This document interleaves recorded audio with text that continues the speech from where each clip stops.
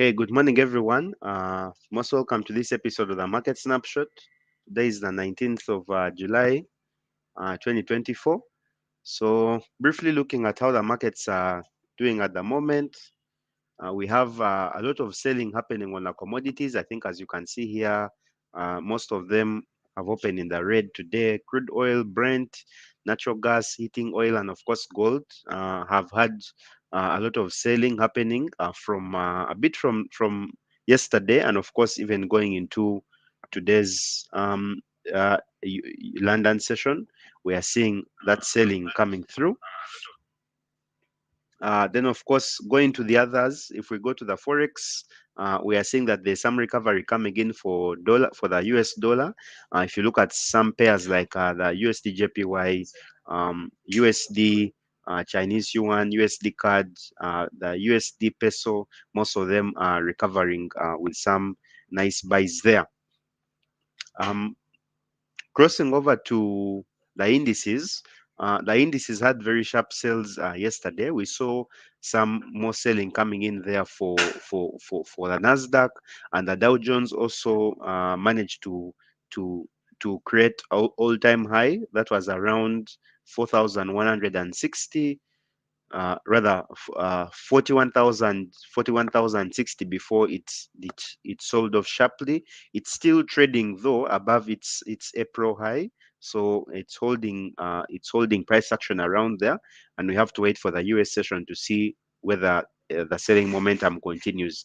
Now, there's quite a lot of selling generally going all through the indices, and of course, this is also cutting across even in Asia, and of course going also into Europe. Looking at crypto, we are seeing a bit of selling also coming in there for some of the cryptos. We are seeing Bitcoin is down about 0.6%. Ethereum is also down about 1.4%, and the rest of the cryptos. Now, this is just something new that has just come into the news. We are seeing that there seems to be a global IT outage that is affecting a number of entities.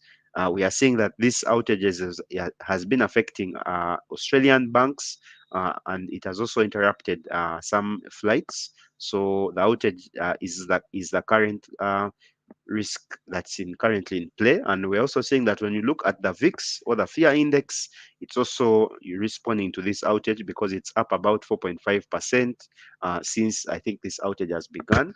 So we just have to keep monitoring to see how this plays out. But it seems to be something that is currently in the news, and we have to wait to see what's happening. So if you check this website here, it's showing updates regarding on currently what has been happening. So if you see from here 2 hours ago, it's saying here that flight check-ins were affected. The Australian cybersecurity company CrowdStrike appears to be linked to the outage, and now it has affected some airports. Like now, this one is the Melbourne Airport in Australia, and even some airports also in other countries are also getting affected by this.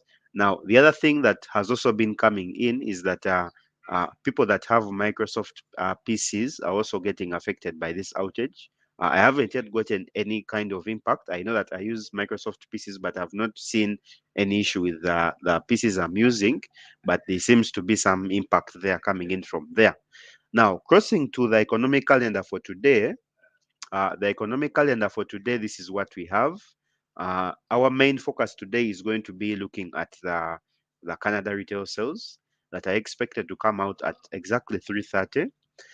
If you look at the Canada retail sales data, we first of all had retail sales coming out for the pound, and they came in they came in sharply lower in a negative territory. This one is the year on year came in negative 0.2%, and it was a very big decline because the previous was 1.7%.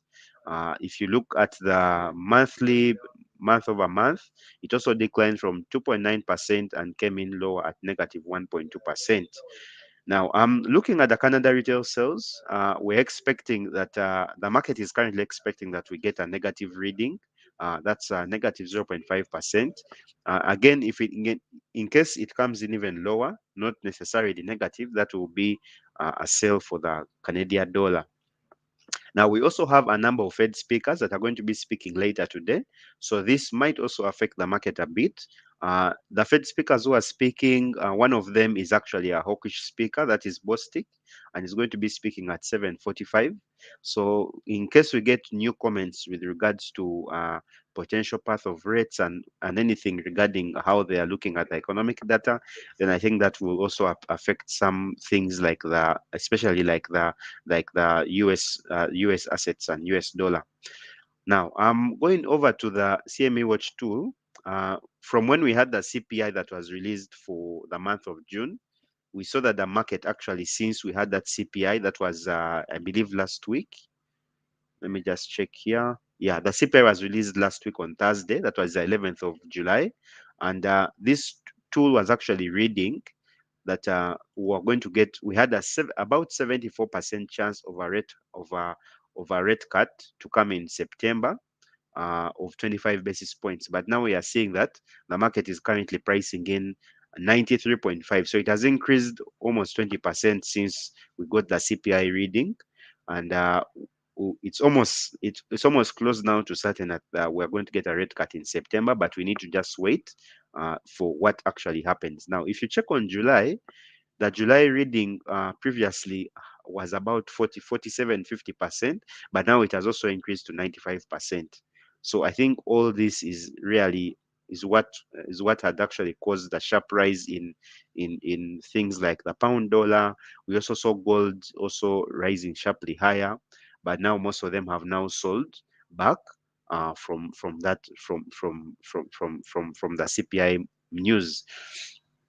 Now, I've been having an eye on VIX for some time, but VIX seems to have stayed it had stayed quite in a range bound for a very, very long time. There was almost no fear at all.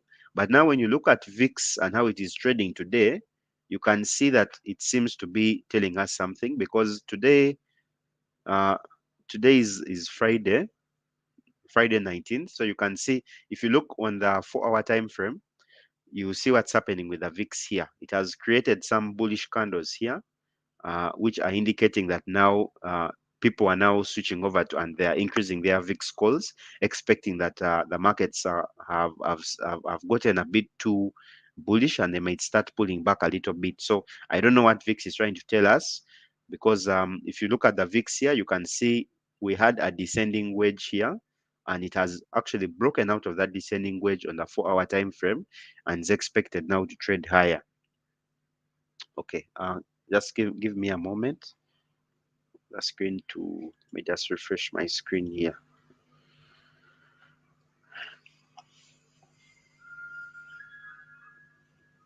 Just a moment for the screen to unfreeze. It's frozen a bit.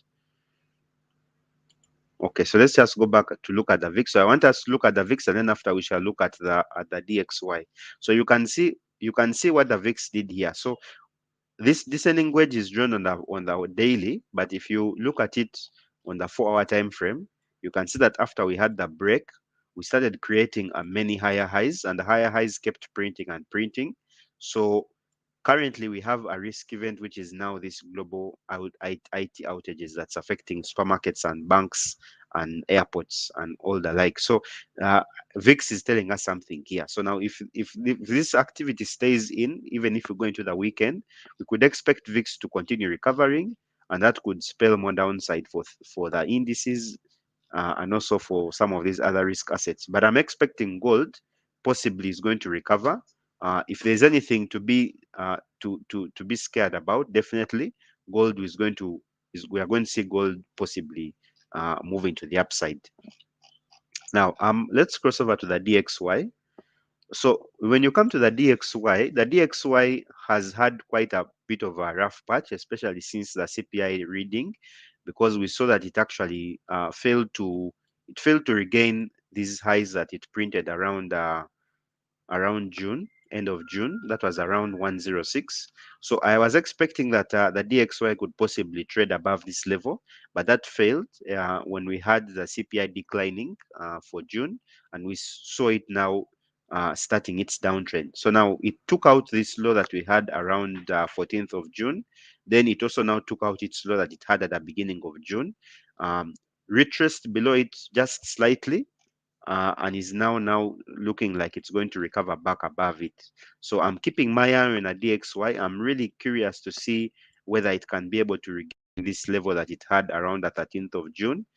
Because if it does regain it, it means we could potentially see higher levels for USD CHF, for USD JPY also, and also USD CAD. So that's what I'm looking at for the DXY. Now, looking at the earnings calendar, we are now fully in earnings. And of course, we've been seeing a lot of earnings. We are seeing how the indices have been responding to the earnings. If you look at the Dow Jones actually really went into a very, very sharp buy, I think, since Friday last week when we got the earnings from the big banks. Then it also intensified when we had earnings from United Health that was up about 5% that day. And I think now it was just yesterday when the Dow Jones created a double top on the 4-hour time frame. And after creating that double top, we saw it now going into a bit of selling. But where it's trading at the moment, I believe if this IT outage crisis is something serious, then the Dow Jones has a lot of reward to provide to those who are going to sell it. But if it's something that will be rectified soon, and I think the Dow Jones could continue trading higher, and it could aim for its high that it has created. Now, looking at the earnings for today, we have a number of earnings. We have Schlumberger releasing earnings today. Schlumberger is a big engineering firm. It's going to release its earnings, and this could definitely impact the Dow. American Express also is going to release earnings. We also have Halliburton also releasing earnings, and a few other entities. Now, on Monday, we also have Verizon going to release earnings, as well as also a number of entities. Tuesday is going to be very, very interesting because on Tuesday, we have Microsoft, Alphabet, which is Google, and then, of course, we also have Tesla. Now, Tuesday is a day to look forward to. However, Google is going to be releasing, or Alphabet is going to be releasing its earnings after the bell on Tuesday. And then, of course, Microsoft will also be releasing its earnings likely also after the bell. So keep an eye on those earnings to see how the markets move. Now, guys, it's time to move over to the MT5.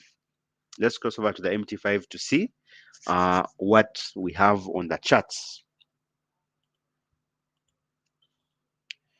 So now, for the MT5, we are going to begin by looking at gold, okay? And then after gold, we shall then look at other things. Now, when you cross over to gold, gold really, I think, was a no-brainer for trading. I actually was able to get a very, very nice move myself on gold around here. Of course, I replicated this trade also on my live account. So you can see there we had a very, very nice sell for gold. We drew this Fibonacci retracements around I think we did them on Wednesday, where I had set my swing high at that level. So this is where I was expecting us to have gold tap out from, 2,483. The idea was that gold technically takes out its previous high that it had around 2,450, and after taking it out, then we would see gold attempting to create a new high, an all-time high, which of course it did. Okay, yeah, but usually, especially when the market is extremely bought, it will always find a point where it would start at least having a bit of a pullback. Okay, and that is essentially what we had on gold, because we saw that gold tapped out. It had a double top, and after making that double top around that level of 2,485, we saw gold actually retracing, and it entered into a very nice, well coordinated sell that took it all the way down here to 2,414. So what we can say for people who are in price action, this is what we say. We say that now we have had a healthy pullback, okay, that it was actually deserved. This pullback was deserved. We had a very nice healthy pullback where we see that gold now doesn't look elevated, okay. So now at this point that possibly we have to wait and see whether gold can manage to take out this low of 2,414. If it takes it out, then it's likely that maybe we could potentially see some lower levels there.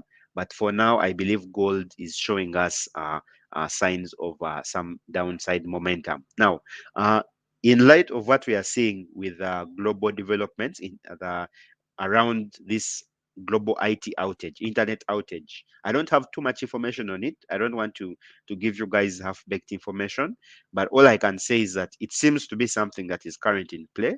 And in case it's something serious, then maybe we could see gold recovering from here because of safety. People will rush to gold for safety, and maybe gold could possibly come and test some of these levels. Yeah, might maybe test 2,400, maybe 2,440, 2,450, somewhere around there.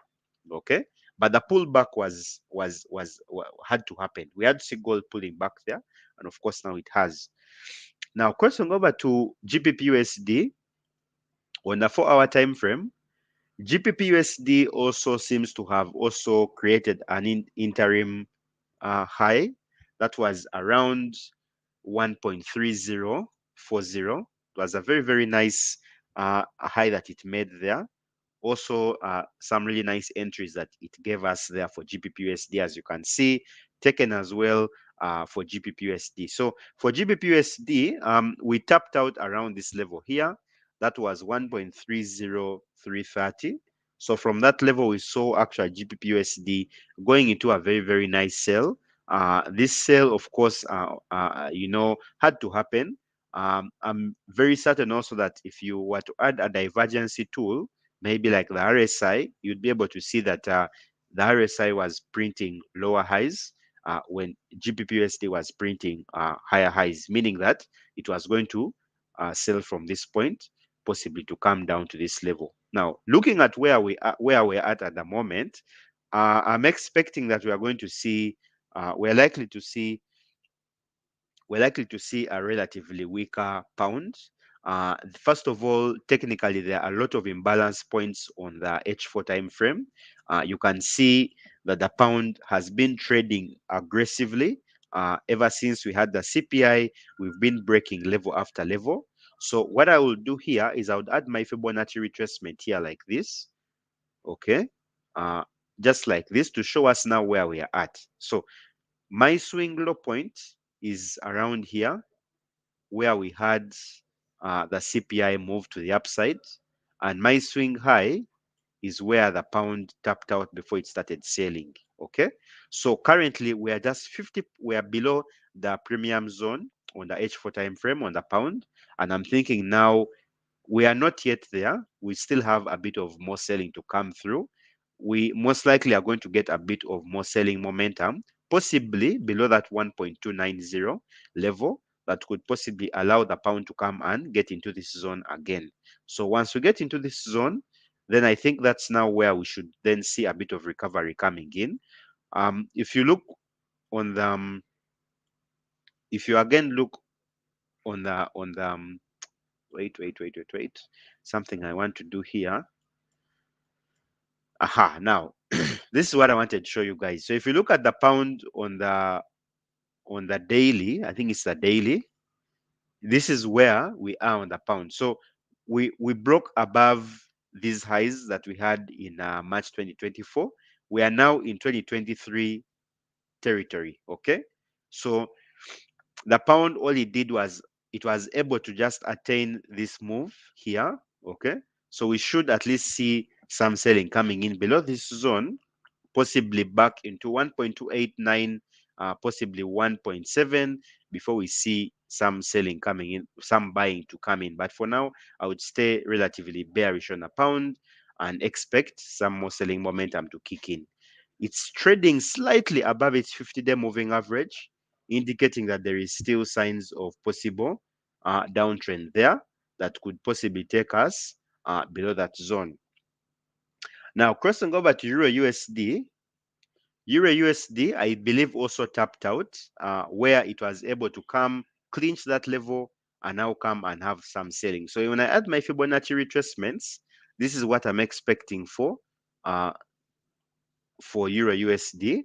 I'm expecting us to come and sell possibly back to this level here, where we had this imbalance here. It will come and fill this gap, before we see fresh momentum. Okay, so I would stay bearish on the euro and expect more selling towards this zone. And inside this zone is where now I'm expecting recovery to kick in for this asset. Now, looking at USD CHF had also a very, very nice opportunity here. As you can see, I actually have a test trade that I took. I took this trade also on my personal account, but I also took it here just to test out and see essentially what we have. So this setup we had was as a beauty of a setup because it created, I would say, a double bottom, and the double bottom allowed us now to look for potential entries here. So you can see that actually USD/CHF bought up from this zone quite nicely, and we are seeing it now possibly moving up. Now, if you look at how it traded before, when the S&B cut its interest rates, that was around the 18th of June, we actually saw that when it cut interest rates around the 12th of June, we actually saw USD/CHF recovering very nicely. But then after recovering, we saw that it now created a lower high around here before it went into very sharp selling. Okay, so if this recovery holds, then I believe we are going to see a bit of recovery for USD/CHF that could take us very nicely, at least back to somewhere here before we get some kind of, I would say, a lower high uh, before we then resume selling. If the selling does not get too strong, then I think now from this point, we are going to see some buying that will come in and take us up to that zone. I think that's really it.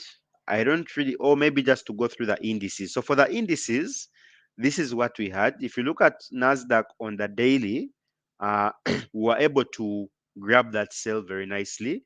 If you guys attended the snapshot that we had on Wednesday, I gave you guys a sell for the Nasdaq, and the idea for the sell was that the idea for the sell was that we were going to get some bit of interim weakness because the Nasdaq had been overbought on the higher time frames. So that's why we're looking for a sell on the Nasdaq. So the Nasdaq gave us a healthy pullback, and you saw, you guys must have seen how, that was the sell that we provided. So we had a very sharp sell, a bit of recovery from that sell, and then of course it intensified. Now, if you also see here, the Nasdaq, those arrows you're seeing there are liquidity sweeps. Okay, those are liquidity sweeps, and the reason why we are looking for sales from there is because the Nasdaq was running out of, of momentum to buy, so it had to get into some bit of selling. So I believe that is the reason why we saw that sell coming in for the Nasdaq. Yeah, so that's what we have for the Nasdaq. um I'm expecting more selling to come. We have to at least come and get into this demand zone on the 4-hour time frame. The demand zone is very clear. Okay, and of course it's in this area where I'm expecting us to sell into. So once we sell into this zone, then I think then a Nasdaq is going to now get fresh buying. However, if we get into this zone and we fail to buy, then it means it's going to open up the doors for the Nasdaq to come and sell, possibly back into this another area of demand, which is somewhere around here. That's why I'm expecting for us to get more sell momentum, rather more buying momentum. So those are my levels that I've marked and where I'm expecting us to keep watch for this particular asset. Now, looking at the Dow Jones, was a bit of a pickle because we saw it, first of all, buying quite aggressively, which of course we caught. We provided this move during the snapshot, and you can see that I was not expecting it to really buy too much, and it kind of disappointed me because it kept buying, and now it created a liquidity sweep just yesterday. Okay, and after creating it, it created, I would say, a bit of a double top around there, and soon after we saw that double top is when now we saw the Dow Jones getting into intense selling. Okay, so I think for me, I believe the Dow Jones must have created a bit of a temporary high, and it's at this temporary high that I'm now expecting us to see some bit of selling momentum there, for it to come and fill this imbalance candle there back into this area here. So that's what I have for you guys today. If you have any questions, feel free to send through your questions. I want to before I answer the questions, I want to thank all of you. I want to thank all of you who were able to attend yesterday's FX Pesa Twitter space. The speakers that were on provided really, really good content for the listeners. And I really appreciate each one of them. I already thanked them. And of course, for the FX Pesa team that put the space together, I also want to thank them. I'm sure most of you were able to benefit. Uh, keep in mind that there's a recording for the Twitter space, so you can go back on Twitter on FX Pesa officials page, and you can be able to listen to the recording again. Right. So questions, if you have any questions, feel free to send through the questions so that we can go over them. Maybe just the other thing I need to speak about is that today we have a live trading session at the FX Pesa offices or academy. So you can come and take part in a live trading. Then tomorrow we have people branch that's taking place from 10 p.m. So you can also keep an eye on that one to see how things move there.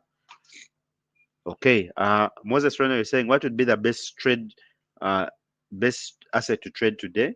So I think for today, I want to keep eyes on the indices.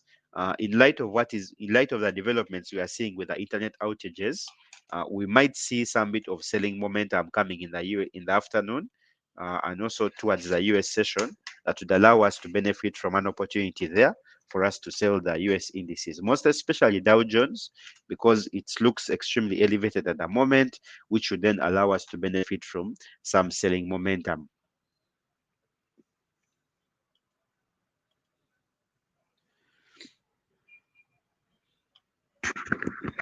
Okay. Uh, Thomas, you're saying FVG. So FVG is just a fair value gap. I don't really use it as much, but I can just explain to you what exactly it is. So essentially, what we have is that when when the market creates an imbalance where you see a lot of buying momentum, what tends to happen there is that you will normally find, for instance,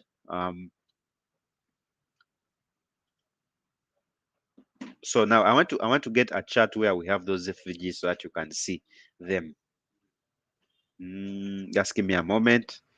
My laptop is loading quite slowly.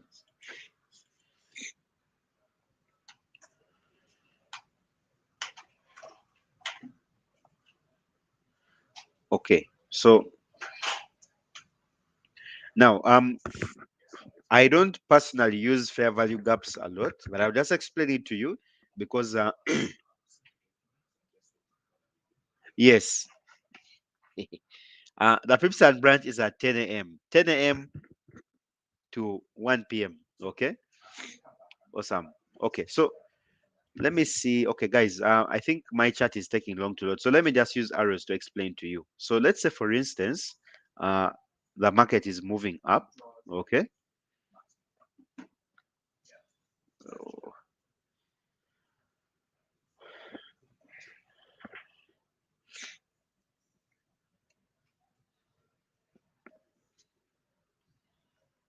Okay. I think maybe Thomas, I think maybe I can show you that on Wednesday next week, or maybe I can explain to you. So just look at a plain candlestick chart. You normally you will see a series of candles. So let's say maybe you have bullish candles. Okay, so if you have bullish candles, that is bullish momentum, and typically what that means is that we have some bit of imbalance where you have a sell side inefficiency. There's more buying than selling. Okay, so whenever that imbalance is created, we say that now there's a sell side inefficiency. So the market is buying because there's more buying taking place.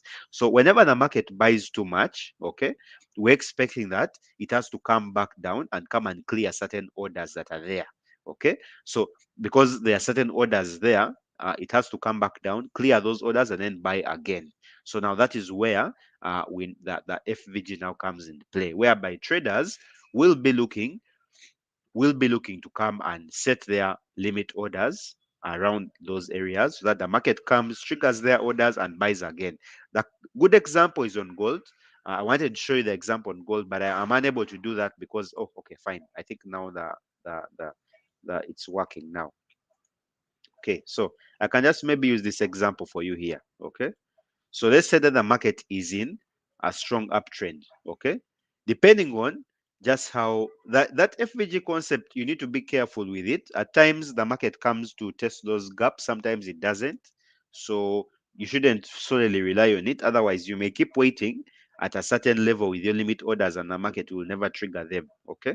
So now let's say, for instance, we had some imbalance that was here. So the market kept printing high after high after high, higher high after higher high after higher high. But you can see that before the market continued its uptrend, it came back to clear these orders that were here, okay, to come and trigger these orders. So now here, before the market comes down here, we say there's another FVG. So the FVGs are seen on different uh time frames. You can have them on a 1 hour time frame, a 15-minute time frame, the 5-minute time frame. Okay, so you can see the market sold, came back here, cleared that inefficiency that was there, and then of course now it continued after selling into that zone. Then we saw it, then buying. Okay, so in simple terms, that's essentially how it is used. Okay, awesome. Next question.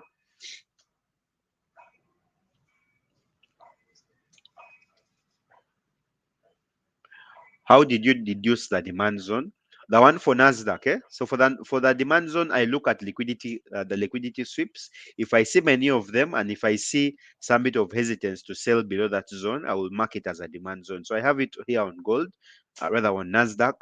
I also have it on gold, and I think the one for gold, I think is tested by time, because you can see how it failed to break below this zone here since April. So we came, tapped into that zone.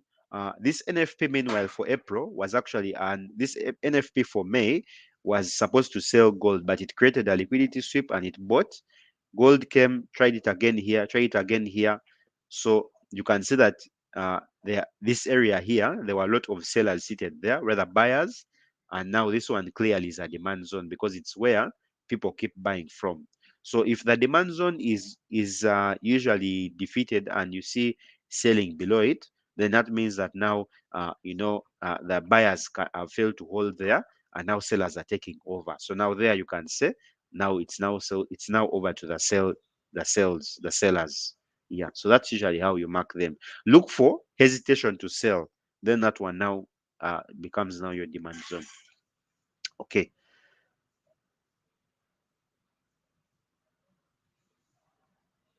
uh yes, I believe you can, Chris. You can go to Eldoret there and trade from there. I do not think there's live trading scheduled in the Eldoret office today, not that I'm aware of, but I'm sure there are sessions taking place there, so you can feel free to go there and take part in those sessions.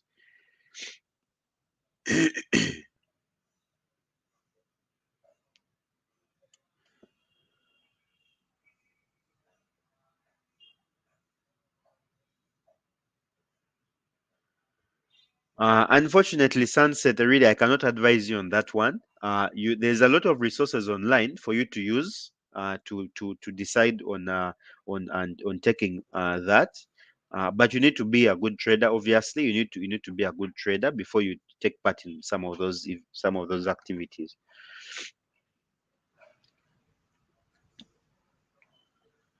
Yeah, the sell off for the Dow Jones yesterday was because of some of its big components were in the sell yesterday. Some of them did as much as 4% down, and of course that's what dragged them. Same thing also for the France 40. Same thing for the S&P.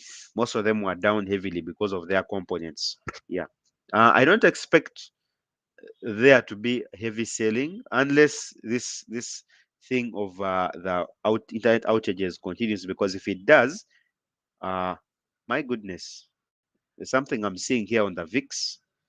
The VIX is actually down 20%. I don't know what's happening on the VIX. It has, I don't know whether it's a glitch or something, but the VIX is actually down about 20%. Okay, most likely that's on trading view. But there's definitely something that the markets are telling us. This internet outages thing could likely allow the indices to create higher lows from their April lows.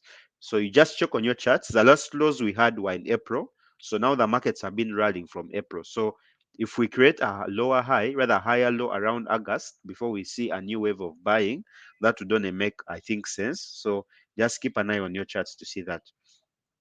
Okay, I think that's it, guys, for today. Thank you so much. Thank you so much for being part of the snapshot today, and I'll see you guys next week. Cheers and happy trading, guys.